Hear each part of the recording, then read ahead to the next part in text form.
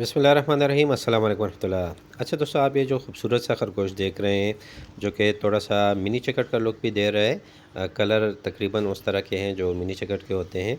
तो ये New Zealand white और न्यूजीलैंड रेड का कम्बिनेशन है। न्यूजीलैंड रेड का मेल और न्यूजीलैंड वाइट की फ़ीमेल को क्रॉस करवाया, तो उससे ये इंतहाई खूबसूरत कलर में ये वाला खरगोश जो है इस कलर में आया है।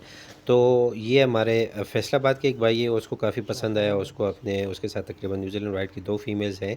उनको एक मेल चाहिए था, तो मैंने ये मेल लेके आया, उनको काफ़ी पसंद आया। इसका फ़ायदा उसको ये होगा कि इससे उसको 3 किस्म के बनीज़ जो है वो आ सकते हैं। न्यूजीलैंड वाइट भी आ सकते हैं, रेड भी आ सकते हैं और मल्टी कलर में भी आ सकते हैं। ठीक है, जो ठीक कि है। घर में अगर आप एज़ ए पेट रखते हैं या मीट पर्पज़ के लिए यूज़ करते हैं, तो उसके लिए आपको ये काफ़ी मतलब खूबसूरती के लिहाज से काफ़ी आपको अच्छे रैबिट जो है ओके, वो मिल सकते हैं। 1500 रुपये तो से। अपना ढेर सारा ख्याल रखिए, ठीक है। मुझे दुआओं में याद रखिए।